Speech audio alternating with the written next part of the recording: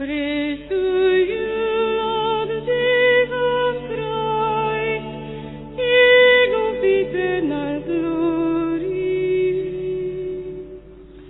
Seigneur soit avec vous. Et avec votre esprit. Évangile de Jésus-Christ selon saint Matthieu. Gloire à toi, Seigneur. En ce temps-là, l'un des 12, nommé Judas Iscariote, se rendit chez les grands prêtres et leur dit: « Que voulez-vous me donner si je vous le livre ?» Ils lui remirent 30 pièces d'argent. Et depuis, Judas cherchait une occasion favorable pour le livrer. Le premier jour de la fête des pains sans levain, les disciples s'approchèrent et dirent à Jésus: « Où veux-tu que nous te fassions les préparatifs pour manger la Pâque ?» Il leur dit: « Allez à la ville chez un tel et dites-lui: le maître te fait dire, mon temps est proche, c'est chez toi que je veux célébrer la Pâque avec mes disciples. » Les disciples firent ce que Jésus leur avait prescrit et ils préparèrent la Pâque. Le soir venu, Jésus se trouvait à table avec les 12. Pendant le repas, il déclara: « Amen, je vous le dis, l'un de vous va me livrer. » Profondément attristés, ils se mirent à lui demander chacun son tour: « Serait-ce moi, Seigneur ?» Prenant la parole, il dit: « Celui qui s'est servi au plat en même temps que moi, celui-là va me livrer. Le Fils de l'homme s'en va, comme il est écrit à son sujet. Mais malheureux celui par qui le Fils de l'homme est livré. Il vaudrait mieux pour lui qu'il ne soit pas né, cet homme-là. » Judas, celui qui le livrait, prit la parole. « Rabbi, serait-ce moi ?» Jésus lui répond: « C'est toi-même qui l'as dit. » Acclamons la parole de Dieu. Louange à toi, Seigneur Jésus. Que soient loués Jésus et Marie. Maintenant et à jamais. Frères et sœurs, au cœur de la Semaine Sainte, la liturgie nous propose chaque année cet évangile, l'évangile du troublement, de la déconcertation de Jésus lui-même, profondément troublé. Il pousse Judas Iscariote à renoncer à son projet sinistre. Frères et sœurs, il s'agit du mystère de l'iniquité, le mystère du péché, et en même temps de la souffrance de l'homme, un juste, un innocent, trahi d'une manière odieuse, livré pour qu'il soit tué. Après Jésus, avant Jésus, plusieurs ont souffert et plusieurs souffrent. C'est ce que nous voyons dans la première lecture. L'homme souffre et crie vers Dieu. Certains sont désemparés. Certains se sentent seuls. D'autres désespèrent même de la vie et appellent sur eux-mêmes la mort. Eh bien non. À travers la première lecture et le psaume, nous comprenons que, malgré les multiples souffrances de ce monde, l'homme ne doit pas se décourager, ne doit pas désespérer. Quelle que soit ta souffrance, elle peut être morale. Oui, parfois même la souffrance morale est plus rude, plus difficile à supporter que la souffrance physique. Peut-être que ta souffrance est physique. Tu souffres d'une maladie. Tu souffres dans ton corps. Et tu n'as pas les remèdes qu'il faut. Tu souffres de l'abandon de tes proches. Tu souffres d'incompréhension.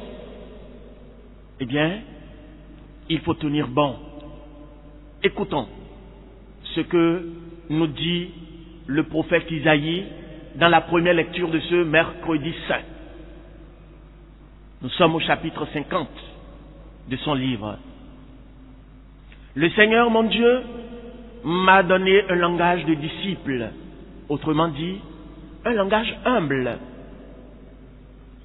pour que je puisse, d'une parole, soutenir celui qui est épuisé, lui-même qui connaît la contrariété, la souffrance, dit que le Seigneur lui a donné un langage pour soutenir ceux qui sont épuisés.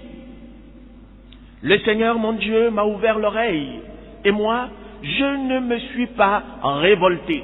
Il m'a ouvert l'oreille pour que je puisse entendre ce qui est bien comme ce qui est outrageant. C'est incroyable.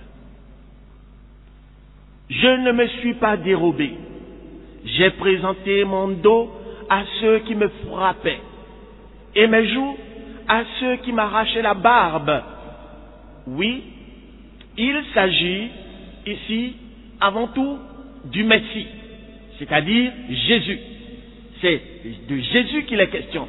Mais à travers Jésus, il s'agit de tout homme qui souffre, tout être humain qui connaît la souffrance.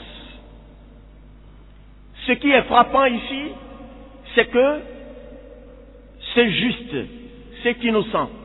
Souffrant, ne se révolte pas, il ne se rebelle pas, il ne maudit pas, il ne souhaite pas la disparition de ceux qui lui infligent autant de souffrance. Il dit plutôt, j'ai présenté mon dos à ceux qui me frappaient, mes joues à ceux qui m'arrachaient la barbe. Je n'ai pas caché ma face devant les outrages et les crachats. Qu'il est dur de subir des outrages, nous le savons. Et il est facile de le dire, tel que je suis en train de le dire même en ce moment. Mais il y en a qui, à l'heure où je parle, subissent toutes ces peines dans leur corps et dans leur cœur. Le Seigneur, mon Dieu, vient à mon aide. Et c'est là où une lueur d'espoir naît. Le croyant ne souffre pas dans le vide. Le croyant ne souffre pas comme un païen. Le croyant ne souffre pas comme celui qui n'espère en rien du tout. Non. La souffrance, la maladie du croyant diffère de la souffrance, de l'épreuve et des difficultés de celui qui vit sans Dieu. Un sans Dieu est un athée, un athée athéos, quelqu'un qui vit sans Dieu. Ce n'est pas la même chose. Mon frère, ma sœur, peut-être que tu te trouves dans cette situation en ce moment. Moult souffrances qui jonchent le chemin de ta vie. Abandon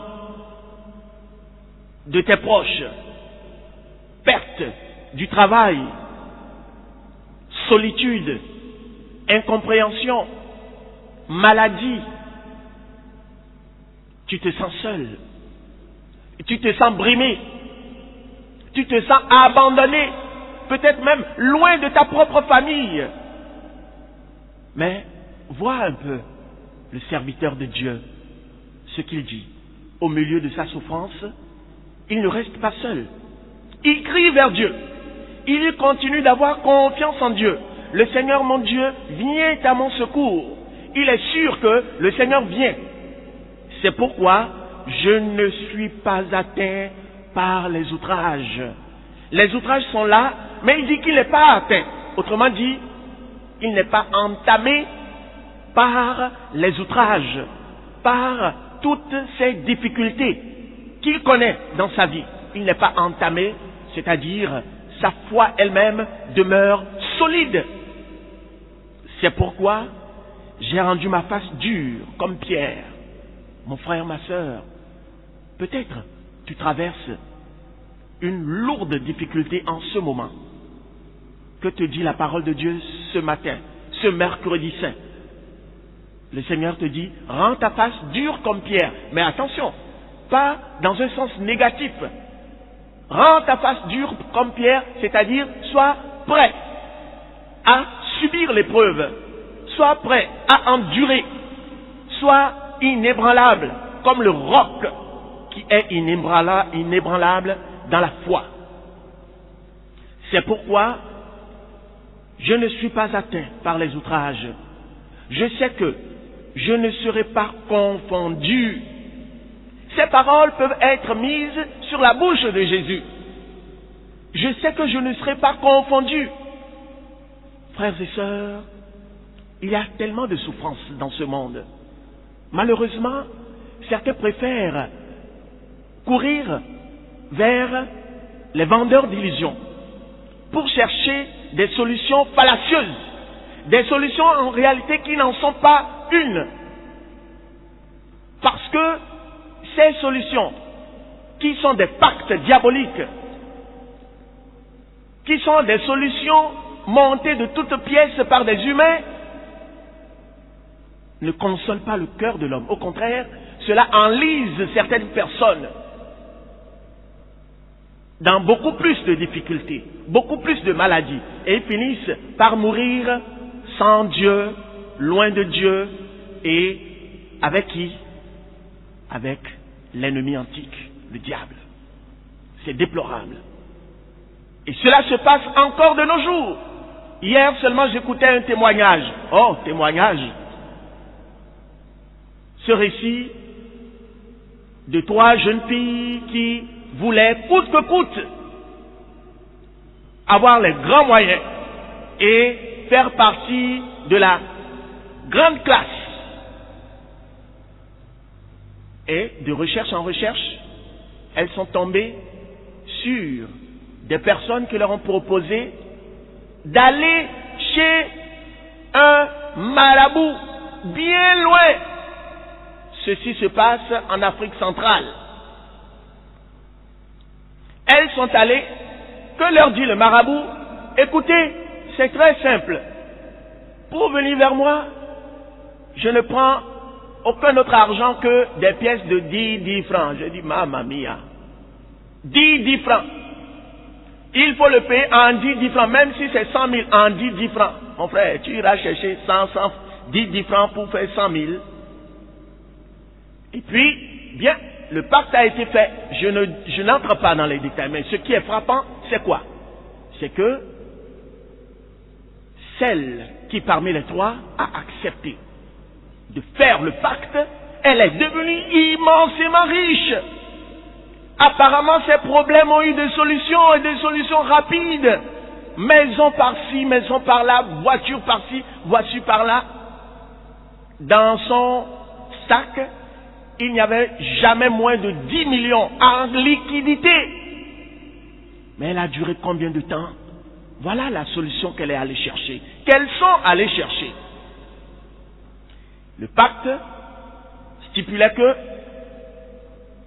elle devait, toute nue, déposer sur plusieurs carrefours des pièces de 10 francs. Toute nue. Voyez quelle manière avilissante de régler les problèmes. Tout ceci a été fait, mais elle a duré combien de temps? Les 2 autres, désemparés, cherchaient un prêtre pour les délivrer. Parce que elle n'a pas fait 10 ans. Voyez, une solution qui ne dure pas 10 ans. Elle n'a pas fait 10 ans. Celle-là qui a dit, je ferai cela, ce que dit le marabout. Elle n'a pas fait, elle est morte d'une manière tragique. En l'enterrant, dans son cercueil, chez elle à la maison, des pièces de 10 francs remplissent le cercueil. On dit, mais les 10 francs viennent d'où? Ce n'est pas ça une solution, frères et sœurs. Lorsque tu souffres et que tu es croyant, sache que tu ne souffres pas dans le vide, dans le néant, et que ta souffrance n'est pas nulle. Non. Jésus a souffert. Et Jésus, voyez, il dit que son Père est toujours avec lui, que son Père va le glorifier. Son Père l'a toujours glorifié. Et nous avons vu comment son Père l'a glorifié, en portant la croix, en étant flagellé, souffleté. On lui a craché dessus. Et ce sont ces paroles-ci, les paroles du prophète Isaïe, qui sont les paroles de Jésus. Et lorsque le juste qui souffre dit, je sais que je ne serai pas confondu, c'est la vérité. Il sait que la souffrance ne va pas lui faire perdre sa foi. Car, dit-il, il est proche, celui qui me justifie. Voilà le Seigneur mon Dieu. Il prend ma défense. Qui donc me condamnera? Même si nous savons que Jésus a été condamné. Jésus a subi la mort. Voilà ce qu'on appelle une apparente contradiction. Frères et sœurs, lorsque Dieu nous donne de porter la croix, nous ne devons pas le renier. Nous ne devons pas non plus désespérer. Voyons Saint Paul dans la deuxième épître aux Corinthiens, le chapitre 4, versets 8 à 11, lorsqu'il dit, en toutes circonstances, nous sommes dans la détresse, mais sans être angoissés.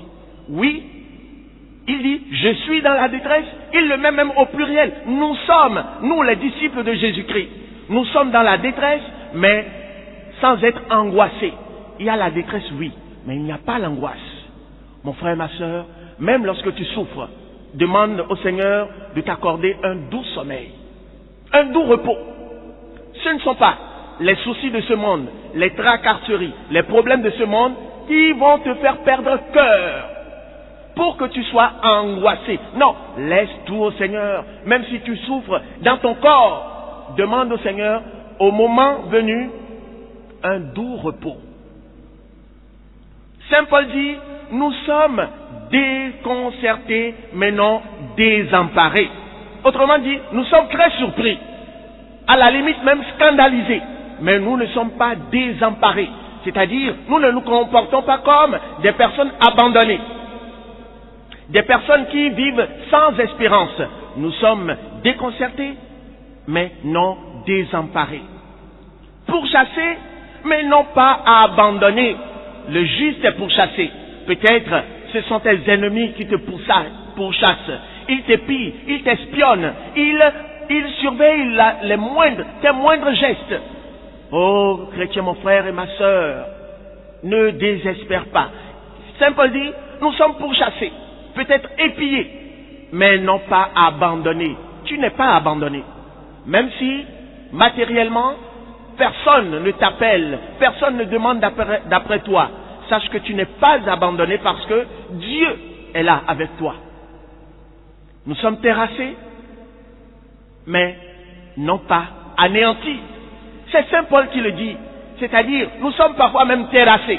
Jésus a été terrassé, c'est-à-dire, il est tombé 3 fois de suite, pas une seule fois. Il est tombé 3 fois sur le chemin du calvaire.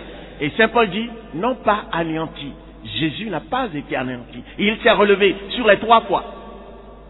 Toujours, nous portons, dit Saint Paul, dans notre corps la mort de Jésus, afin que la vie de Jésus, elle aussi, soit manifestée dans notre corps. Nous portons toujours, donc continuellement, la mort de Jésus. Pour ressusciter avec lui, il faut mourir avec lui. Nous sommes continuellement livrés à la mort à cause de Jésus, afin que la vie de Jésus, elle aussi, soit manifestée dans notre condition charnelle, vouée à la mort. C'est pourquoi, frères et sœurs, aujourd'hui, nous pouvons dire cette prière, le psaume 68-69. Seigneur, c'est pour toi que j'endure l'insulte, que la honte me couvre le visage. On t'insulte et l'insulte retombe sur moi. L'insulte m'a broyé le cœur, le mal est incurable. Autrement dit, la douleur m'a broyé le cœur. Tu souffres. On t'a chassé peut-être du travail. On t'a accusé à tort. On t'a même emprisonné. Tu croupis en prison. Ne maudis pas. Ne souhaite pas le mal à ceux-là qui te condamnent, qui t'outragent. Non, ce n'est pas chrétien.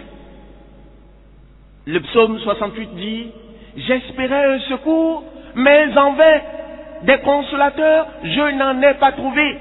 Et cela veut dire quoi? Que dans les difficultés, tu cherches même un ami, quelqu'un qui puisse te soutenir, mais personne ne vient. Et c'est alors que tu ressens le poids de cette souffrance.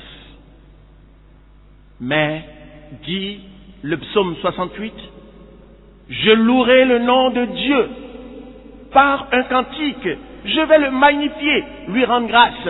Voyez un peu, au milieu des difficultés, au milieu de cette tempête, il dit, je louerai le nom de Dieu par un cantique, je vais le magnifier, lui rendre grâce.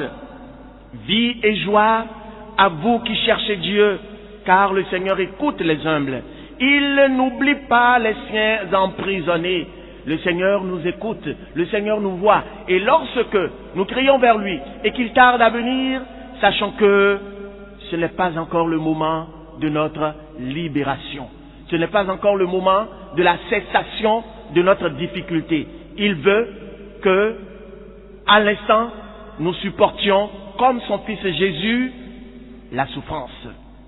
Frères et sœurs, la souffrance, Jésus l'a connue. Et c'est l'évangile de ce jour. À table, il dit à ses disciples que l'un d'eux va le trahir. Frères et sœurs, la trahison. Une trahison scandaleuse. Jésus prend la parole, leur parle, il leur dit, mais attention, voilà, pour que Judas puisse renoncer au mal qu'il était sur le point de faire. Mais non, être trahi, c'est quoi? Trahir, c'est livrer ou abandonner avec perfidie. Peut-être que, mon frère, ma sœur, tu souffres toi aussi de trahison. Quelqu'un t'a abandonné avec perfidie, tel que Jésus l'a subi. Trahir, c'est tromper la confiance de quelqu'un, manquer à la foi donnée à quelqu'un. Il y a différents degrés de trahison, mais le point commun de toute trahison est de briser une loyauté, telle que Judas Iscariote l'a fait. Il a brisé la loyauté qu'il devait avoir envers Jésus. C'est de prendre secrètement le parti ou le camp de l'ennemi contre l'ami. C'est l'image populaire du coup de poignard dans le dos. Jésus a subi cela. Et nombre de nos frères et sœurs subissent cela aujourd'hui. Le Proverbe, chapitre 19, verset 5 dit, le faux témoin ne restera pas impuni. Et celui qui dit des mensonges n'échappera pas au châtiment. Le faux témoin ne restera pas impuni. Il ne nous revient pas, frères et sœurs, de condamner ceux qui nous condamnent.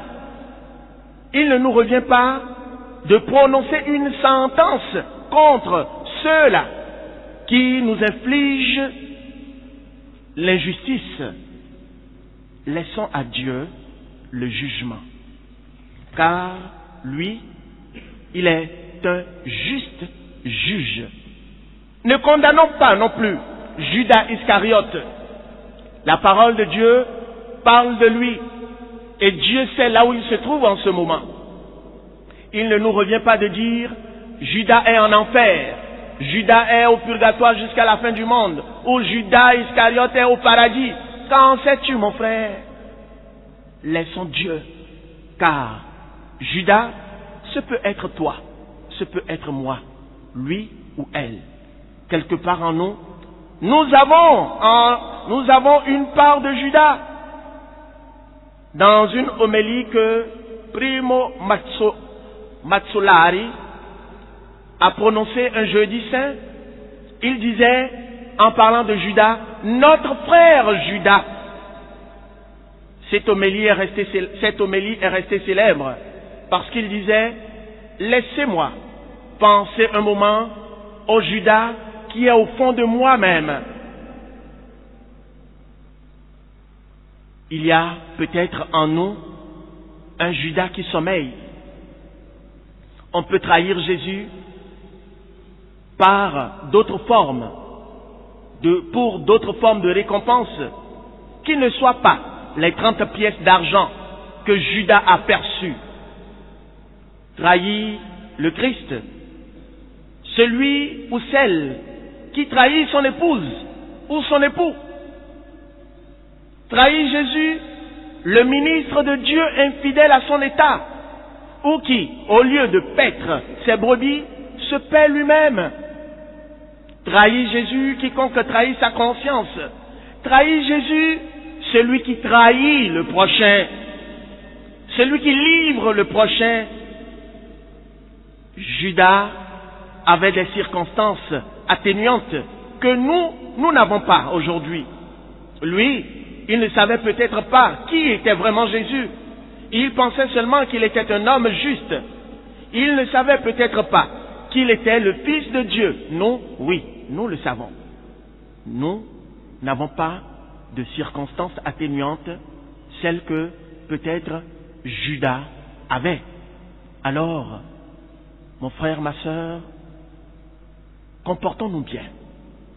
Ne n'imitons surtout pas Judas. Nous sommes plutôt appelés à imiter le Christ. Toi qui souffres, quelqu'un t'a-t-il fait de la peine? Imite Jésus. Jésus n'a pas maudit Judas. Jésus a plutôt appelé Judas ami, même à l'instant où Judas était en train d'exécuter son projet. Vous voyez, aujourd'hui c'est le projet de Judas. Judas avait le projet de livrer Jésus. Il sort, il va le livrer. Et puis, au jardin des Oliviers, il va exécuter son projet. Mais lorsque il était en train de l'exécuter, il embrasse Jésus, il lui donne un baiser. Comment Jésus l'appelle-t-il? Jésus lui dit, mon ami. Mon ami. Jésus ne le repousse pas. Jésus ne le maudit pas. Quelqu'un a-t-il peut-être maltraité ceux que tu aimes, provoquer leur emprisonnement ou même leur mort? Imite Jésus. Pardonne. Peut-être que ceux que tu aimes te font du mal et tu as de la rancune envers eux. Peut-être que tu es même fâché contre Dieu parce qu'il t'a repris celui ou ceux que tu aimes. Ne désespère pas. Pardonner à quelqu'un qui te blesse profondément peut te sembler impossible. La colère peut être viscéralement ancrée dans ton cœur. Mais si tu t'abandonnes à Jésus, lui qui a tout pardonné, pas seulement à Judas, mais à nous aussi, si tu t'abandonnes à lui, il t'enlèvera cette colère et te remplira du fruit de son Esprit Saint, c'est-à-dire d'amour, de joie, de paix, de patience, de bienveillance, de bonté, de fidélité, de douceur et de maîtrise de toi-même. Tu pourras avoir le cœur tendre et doux de Jésus, capable de pardonner ceux qui t'ont cloué sur la croix par leur trahison, leur mépris, leur haine ou leur mensonge. Il suffit d'entrer dans le silence de la semaine sainte, de prier pour avoir la force de faire tout cela. Que la bienheureuse Vierge Marie, notre mère, mère du crucifié, nous donne à chacun